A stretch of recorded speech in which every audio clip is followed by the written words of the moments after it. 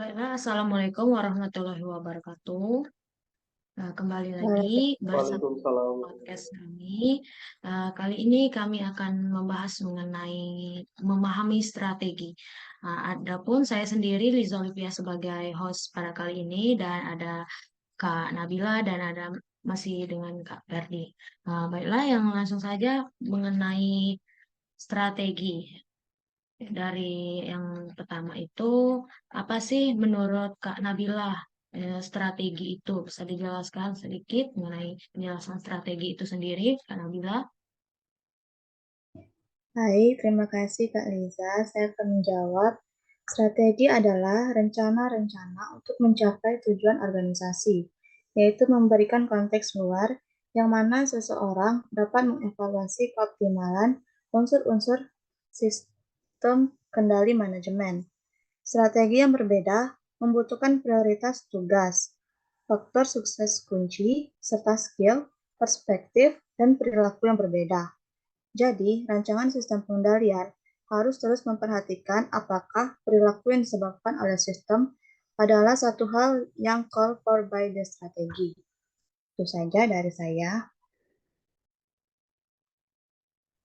Baiklah, terima kasih kepada Kak Nabila mengenai apa itu penjelasan strategi. Jadi, strategi itu adalah rencana-rencana untuk mencapai tujuan suatu organisasi yang memberikan konteks luas yang mana seorang dapat mengevaluasi, mengoptimalkan unsur-unsur sistem pengendali manajemen. Baiklah, terima kasih kepada Kak Nabila. Yang langsung saja yang mengenai yang eh, tujuan dari memahami strategi pengendalian manajemen. Kepada Kak Ferdi, apa saja sih tujuan dari memahami strategi pengendalian manajemen itu? Baik, terima kasih kepada Kak Liza Olivia yang telah memberikan kesempatan eh, mengenai tujuan dari memahami strategi pengendalian manajemen. Yang pertama ada tujuan profitabilitas, yang kedua ada tujuan memaksimalkan nilai pemegang saham, dan yang ketiga risiko, dan yang terakhir ada pendekatan multiple stakeholder. Apa sih tujuan dari memahami strategi pengendalian manajemen? Pro, pro- Profitabilitas. Profitabilitas merupakan salah satu pengukuran bagi kinerja suatu perusahaan. Profit, Profitabilitas suatu perusahaan menunjukkan kemampuan suatu perusahaan dalam menghasilkan laba selama periode tertentu pada tingkat penjualan aset dan modal modal saham tertentu. Profitabilitas suatu perusahaan dapat dinilai melalui berbagai macam cara, ya, tergantung pada laba dan aktiva atau modal yang akan diperbandingkan dengan satu dengan yang lainnya. Yang kedua ada memaksimalkan nilai pemegang saham. Pada tahun 1980-an dan 1990-an, istilah nilai pemegang saham atau stakeholder value sering muncul dalam literatur bisnis. Konsepnya adalah tujuan yang semestinya bagi sebuah perusahaan yang mencari laba adalah memaksimalkan nilai pemegang saham, akan tetapi diyakini bahwa mencapai tingkat laba yang memuaskan adalah cara yang lebih baik dan dalam menetapkan tujuan perusahaan. Yang ketiga ada resiko, Kak. Tingkat pengambilan resiko sangat bervariasi tergantung pada kepribadian atas masing-masing individu dalam jajaran manajemennya sendiri. Yang keempat ada pendekatan multiple stakeholder. Ada suatu organisasi yang terlibat dalam tiga jenis pasar modal atau capital market, pasar produk atau produk market, dan pasar faktor atau faktor market. Sebuah perusahaan mencari dana melalui pasar modal, di mana para pemegang saham publik merupakan konstituennya yang sangat konstituennya yang sangat penting. Perusahaan menjual barang dan jasa di pasar produk, di mana para konsumen yang akan menjadi konstituennya. Baik, itu saja yang bisa saya jelaskan. Saya kembalikan kepada Kak Liza Olivia. Baik, terima kasih kepada Kak Ferdi yang telah menjawab strategi apa saja sih yang ada dalam sistem pengendalian manajemen itu. Dikatakan eh, kata Kak Ferdi tadi ada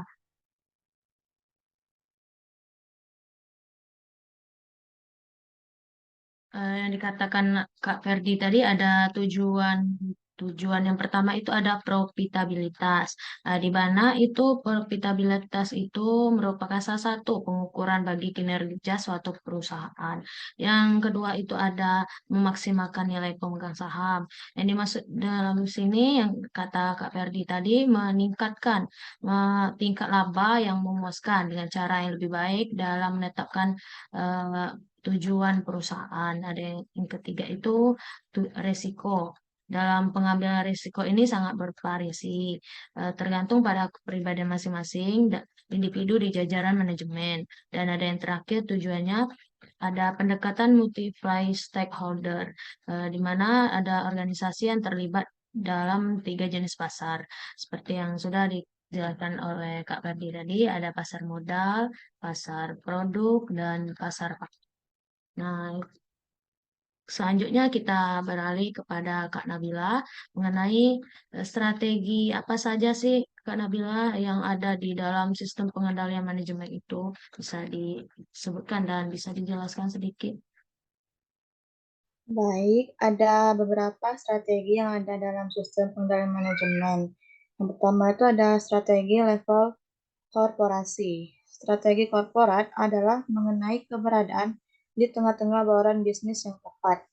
Analisis strategi tingkat korporat menghasilkan keputusan yang melibatkan bisnis yang akan ditambah, bisnis yang akan dipertahankan, bisnis yang akan ditekankan, bisnis yang akan dikurangi perhatiannya, dan bisnis yang diinvestasi atau dijual. Yang kedua itu ada strategi level unit bisnis. Persaingan antar perusahaan dengan diverifikasi tidak berlangsung pada tingkat korporat.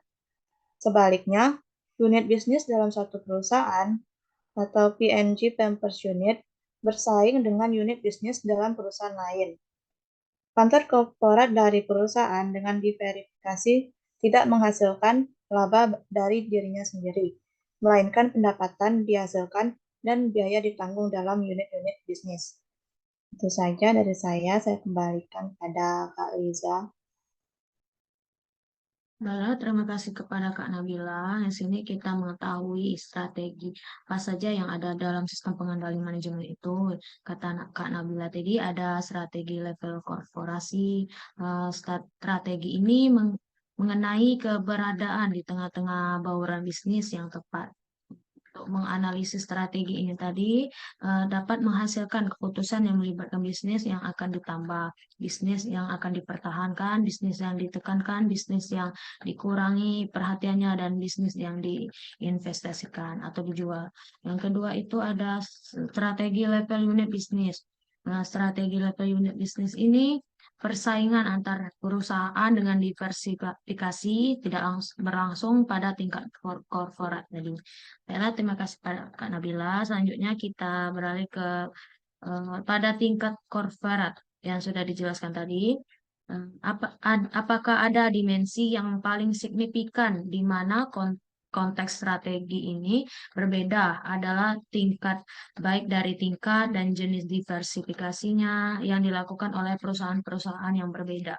Kepada Kak Ferdi bisa dijelaskan sedikit mengenai perbedaan baik dari tingkat dan jenis diversifikasi yang dilakukan oleh perusahaan-perusahaan. Baik, pada tingkat korporat, strategi memiliki perbedaan pada jenis tingkat dan diversifikasi yang dilakukan oleh perusahaan-perusahaan. Yang pertama, mungkin kita mulai dari perusahaan-perusahaan dengan industri tunggal. Salah satu sumbu dalam tampilan di bawah tampilan ini yaitu berhubungan dengan jumlah industri di mana perusahaan tersebut beroperasi pada satu lini bisnis perusahaan. Mungkin memiliki komitmen pada satu jenis industri. Misal industri pertambangan, dia hanya bermain di industri pertambangan saja. Yang kedua ada perusahaan dengan diversifikasi yang tidak berhubungan atau konglomerasi, yaitu perusahaan yang berpartisipasi dalam bisnis yang beragam dan tidak saling terkait antar produk yang dihasilkan. Misalkan usaha bank, asuransi, manufaktur, perdagangan. Kemudian dia juga mempunyai perusahaan di bidang perkebunan dan lain sebagainya. Ya, yang ketiga ada perusahaan dengan diversifikasi yang berhubungan. Kelompok lain ini terdiri dari perusahaan-perusahaan yang beroperasi memiliki banyak cabang usaha tapi masih saling berhubungan. Contohnya yaitu ada usaha bank, asuransi, manufaktur, perdagangan, dan lainnya yang masih berhubungan dengan keuangan. Yang ketiga ada kompetensi inti dan diversifikasi korporat. Penelitian telah menunjukkan bahwa secara rata-rata perusahaan dengan diversifikasi yang berhubungan mencapai kinerja tertinggi. Perusahaan dengan industri tunggal mencapai kinerja terbaik kedua, dan perusahaan dengan diversifikasi yang tidak berhubungan tidak mencapai kinerja baik dalam jangka waktu yang panjang. Mungkin itu saja yang bisa saya jelaskan. Saya kembalikan kepada Kak Liza Olivi. Baiklah, terima kasih kepada Kak Perdi sudah menjelaskan mengenai dimensi yang paling signifikan di mana konteks strategi itu berbeda dari tingkat dan jenis diversifikasinya yang dilakukan oleh perusahaan. Yang pertama itu ada perusahaan dengan industri tunggal atau yang disebut dengan single industry firms. Nah, di mana perusahaan ini memiliki komitmen total pada satu industri. Yang kedua itu ada perusahaan dengan diversifikasi yang tidak berhubungan atau konglomerasi. Nah, di mana perusahaan ini berpartisipasi dalam bisnis yang beragam dan tidak saling terkait antar produk yang dihasilkan. Yang ketiga itu ada perusahaan dengan diversifikasi yang berhubungan yang sudah dijelaskan oleh Kak Ferdi tadi. Ada kompetensi inti atau diversifikasi korporat, dan yang terakhir ada implikasi dari desain sistem pengendalian itu. Baiklah, kita beralih kepada Kak Nabila. Menurut Kak Nabila, apakah ada sih pendekatan analitis untuk mengembangkan keunggulan kompetitif yang superior, yaitu bisa dijelaskan Kak Nabila, ada pendekatan apa saja yang analitis untuk mengembangkan keunggulan kompetitif yang superior? Baik, ada dua pendekatan analisis untuk mengembangkan keunggulan kompetitif yang superior, yaitu yang pertama analisis industri dan analisis rantai value. Yang pertama itu analisis industri, merupakan studi yang menunjukkan bahwa rata-rata profitabilitas industri sejauh ini merupakan prediktor paling signifikan dari kinerja perusahaan. Dengan pemahaman ini, Porter mengklaim bahwa unit bisnis memiliki dua cara generik untuk merespon terhadap kesempatan dalam lingkungan eksternal dan mengembangkan keunggulan kompetitif yang berkesinambungan, yaitu biaya rendah dan diferensiasi. Lalu yang kedua, analisis rantai value. Analisis rantai nilai berusaha untuk menentukan di bagian mana dari operasi perusahaan, dari desain sampai distribusi, nilai pelanggan dapat ditambah atau dikurangi, dengan menganalisis biaya, pendapatan, dan aktiva secara sistematis. Unit bisnis dapat mencapai keunggulan diferensiasi dengan pengurangan biaya atau cost differentiation. Itu saja dari saya. Selanjutnya saya kembalikan pada Kak Liza. Baiklah, terima kasih kepada Kak Nabila. Jadi, pendekatan yang analitis untuk mengembangkan keunggulan kompetitif yang superior itu ada dua ya Kak Nabila. Yang pertama itu ada analisis industri, Analisis industri ini menunjukkan bahwa rata-rata profitabilitas industri sejauh ini merupakan prediktor paling paling signifikan dari kinerja perusahaan. Dan ada yang kedua itu ada analisis rantai nilai atau value chain analysis.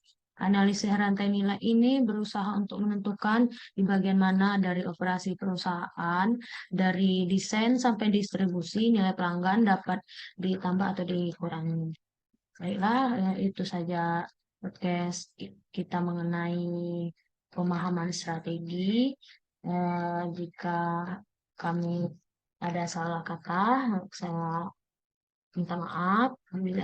Saya akhiri. Terima kasih sudah menonton podcast ini. Assalamualaikum warahmatullahi wabarakatuh.